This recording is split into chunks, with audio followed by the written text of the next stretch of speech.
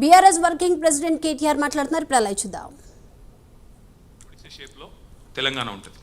ఈ గుడిసెకు ఒక వైపు నుంచి ఒరుసు నుంచి కింది నుంచి కృష్ణ పోతుంది, ఇంకో వైపు నుంచి గోదావరి పోతుంది. కృష్ణా నది 110-120 మీటర్ల మీద, సముద్రానికి 110-120 మీటర్ల మీదకి వెళ్ళి కృష్ణానది పారకం ఉంటుంది మన తెలంగాణ మొత్తంగా చూస్తే. గోదావరి 80-90-100 మీటర్ల మీద గోదావరి. అంటే ఇట్లా గుడిసెలాగా తెలంగాణ ఉంటే ఒక ఒరుసుకెళ్ళి కృష్ణ, ఇంకో ఒరుసుకెళ్ళి గోదావరి రెండు పోతాయి. అయితే ఇక్కడ హైదరాబాద్ ఇప్పుడు ఎక్కడైతే మనం కూర్చొని ఉన్నామో ఇది 535 మీటర్ల మీద ఉంటుంది. అంటే 80 మీటర్ల కాడ మేడిగడ్డ ఉంటే హైదరాబాదు 535 మీటర్ల మీద ఉంటే మరి నీళ్ళు ఎట్లా తేవాలి? హైదరాబాద్కైనా మార్గమధ్యంలో ఉండే వివిధ జిల్లాలకైనా ఏ ప్రాంతానికైనా నీళ్ళు ఎట్లా తేవాలి? ఎట్లా తేవాలంటే ఒకటే మార్గం. ఒక రైతు ఇవాళ తెలంగాణ రాకముందు, కేసీఆర్ గారు ముఖ్యమంత్రి కాకముందు తన పొలంలోకి నీళ్లు తెచ్చుకోవాలి అంటే, ఎందుకంటే కాంగ్రెస్ వాళ్ళు ఎన్నడూ పెద్దగా ఈ విషయంలో, ఈ రంగంలో, సాగునీటి రంగంలో పెద్దగా పని చేయలేదు.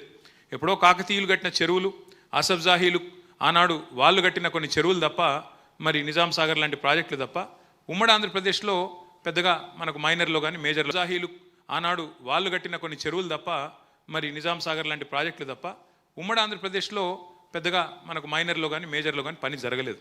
అందుకే రైతులు ఏం చేసినారు? బోర్ల మీద బోర్లేసి, ఒకటే ఒక మూషంపల్లి అనే ఊరిలో ఒక రైతు రామరెడ్డి గారు 57 బోర్లు వేసిన పరిస్థితి. బోర్లు ఎందుకు వేస్తారు? కింద ఉన్న భూగర్భంలో ఉన్న నీళ్లను పైకి లాగడానికి, నీళ్లు లాగి తమ పంటను సాగు చేసుకోవడానికి.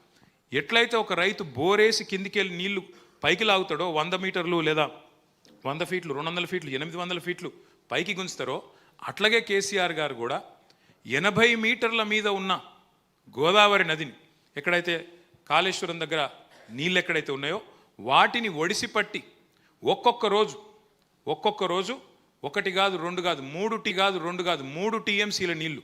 3 టీఎంసీలు అంటే మీ అందరికీ అందాజ కోసం చెప్తున్నా. మీరందరూ ట్యాంక్ బండ్ చూసే ఉంటారు, హుసేన్ సాగర్ చూసే ఉంటారు. Hussain Sagar capacity 1 TMC. అంటే రోజుకు 3 హుసేన్ సాగర్ల నీళ్లను మేడిగడ్డ కాడ పట్టుకొని హైదరాబాద్ దాకా తీసుకొచ్చే బృహత్తరమైన ప్రాజెక్టే కాళేశ్వరము. ఆ మార్గమధ్యంలో తమ్ముడు చెప్పినట్టు 15 గొలుసు కట్టు రిజర్వాయర్లు, 1 కాదు 2 కాదు 15 గొలుసు కట్టు రిజర్వాయర్లు. అందులో ఒక్కొక్కటిగా చెప్తూ వస్తే 15 రిజర్వాయర్లు, 19 సబ్స్టేషన్లు, 21 పంప్ హౌజులు, అట్లాగే 100 కిలోమీటర్ల సొరంగ మార్గాలు, 1000 కిలోమీటర్ల ప్రవాహ కాలువలు, వాటి సమాహారమే కాళేశ్వరం. 3 బ్యారేజీలు మాత్రమే కాదు, ఇవన్నిటి సమాహారం కాళేశ్వరం.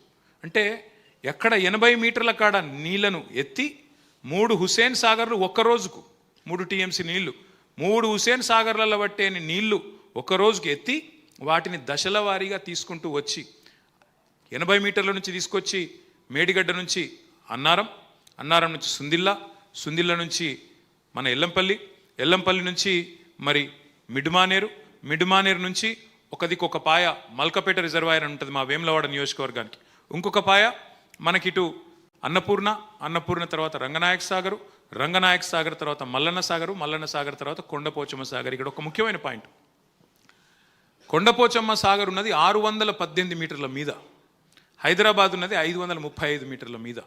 అంటే హైదరాబాద్ నెత్తి మీద ఒక కుండ పెట్టినట్టే. ఇంకా ఈరోజు హైదరాబాద్ జనాభా 1 కోటి అయితే భవిష్యత్తులో 3 కోట్లకు పెరిగినా, ఇంకెంత పెద్ద నగరమైనా, ఎన్నటికీ హైదరాబాద్లో మంచినీళ్లకు గోస లేకుండా చేసే ఒక వరప్రదాయిని, ఒక కామధేనువు, ఒక కల్పతరువు ఈ ప్రాజెక్టు కాళేశ్వరం.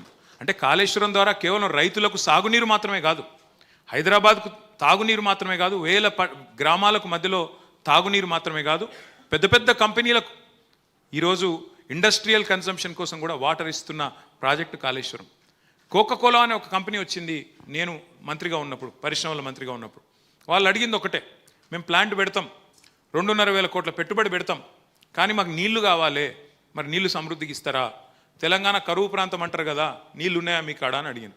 ఉన్నాయి, బరాబర్ ఇస్తాం, నీకు ఎంత కావాలంటే అంత ఇస్తాం అని నేను చెప్పే నాకు ధైర్యం ఇచ్చిన ప్రాజెక్ట్ ఏది? కాళేశ్వరం ప్రాజెక్టు. అందుకే ఇవాళ కోకాకోలా ప్రాజెక్టు మన సిద్దిపేట జిల్లాలో పెట్టినారు. అక్కడి నుంచి ఇలా బ్రహ్మాండంగా మొన్ననే రేవంత్ రెడ్డి గారు పోయి రిబ్బన్ కూడా కట్ చేసి వచ్చినట్టున్నారు. పోయి మనం తెచ్చిన ప్రాజెక్టులన్నిటికీ రిబ్బన్లు కట్ చేయడం తప్ప, మనం వేసిన ఫ్లైఓవర్లకు సున్నాలు పూసుడు తప్ప చేసింది అయితే కొత్తగా ఒక్క పని కూడా లేదు వాస్తవానికి. ఇంకొక మాట దయచేసి మనందరం కూడా గుర్తుపెట్టుకోవాల్సింది, ఇవాళ కాంగ్రెస్ చేస్తున్న దుష్ప్రచారం కాళేశ్వరాన్ని కూలేశ్వరం అని. 100 భాగాలు ఉన్న ఒక ప్రాజెక్టులో ఒక్క బ్యారేజీలో ఆ బ్యారేజీలో ఉండే 85 పిల్లర్లలో 2 పిల్లర్లు కుంగితే పడిపోలేదు, కుంగినే అంతే. కుంగితే కొట్టుకపోయింది, కాళేశ్వరం కూలేశ్వరం అయిపోయింది అని చిల్లర మాటలు మాట్లాడేటోళ్లకు మనం గుర్తు చేయాల్సింది ఒకటే, ఎంత నోటికి హద్దు అదుపు లేకుండా 1,00,000 కోట్లు కొట్టుకుపోయినాయి అంటాడు ఒక ఆయన ముఖ్యమంత్రి గారు. కానీ ముఖ్యమంత్రి గారు మామగారు చెప్తున్నారు, పిల్లనిచ్చిన మామ పద్మారెడ్డి గారు, అయ్యా 93,760 కోట్లు ఖర్చయిన ప్రాజెక్టులో ఇన్ని భాగాలుంటే మీరు దాన్ని 1,00,000 కోట్ల కుంభకోణం అంటే ఇది రాజకీయపరమైన ఆరోపణ కాకపోతే మరేంది అంటే కూడా స్పందన రాదు. వాస్తవం ఏంది? ఆ 3 బ్యారేజీలు, వాటితో పాటు 15 రిజర్వాయర్లు, వాటితో పాటు 19 మన సబ్స్టేషన్లు, 21 పంప్ హౌజులు, ఇన్ని కాలువలు, ఇన్ని సొరంగ మార్గాలు, వీటన్నిటికీ కలిపి అయిన ఖర్చు, భూసేకరణతో సహా అన్నిటికైన ఖర్చు 93,769 కోట్లు. ఇంత పెద్ద ప్రాజెక్టుకు, ఇంత పెద్ద కార్యక్రమానికి. అందులో ఒక మేడిగడ్డ బరాజుకైన ఖర్చు, బరాజులోని భూసేకరణకు, దాని నిర్మాణానికి అంతా అయిన ఖర్చు 4,000 కోట్లు. ఆ 4,000 కోట్లలో సిమెంట్ స్ట్రక్చర్ ఏదైతే ఉన్నదో బ్యారేజ్ రూపంలో, దానికైన ఖర్చు కేవలం 1,500 కోట్లు. 2 పిల్లర్లు కుంగినాయి అంటే ఎన్డిఎస్ఏ రిపోర్ట్లో కూడా వాళ్ళు ఒకటే చెప్పినారు, 7th పియర్ని, 7th బ్లాక్ని, 7వ బ్లాక్ని పునరుద్ధరించండి అన్నారు. దాని పునరుద్ధరణకు అయ్యే ఖర్చు ఎంత? అయితే 250-300 కోట్లు. అది కూడా ఆ సంస్థ పెట్టుకోవడానికి రెడీగా ఉంది. ఎల్ఎన్టీ అనే సంస్థ కాంట్రాక్చువల్ ఆబ్లిగేషన్ కాబట్టి మేమే పెట్టుకుంటాం అంటున్నది. అంటే రూపాయి భారం కూడా ప్రజల మీద పడలేదు, ఎక్కడ రూపాయి కూడా ప్రజాధనం వృధా కాలేదు.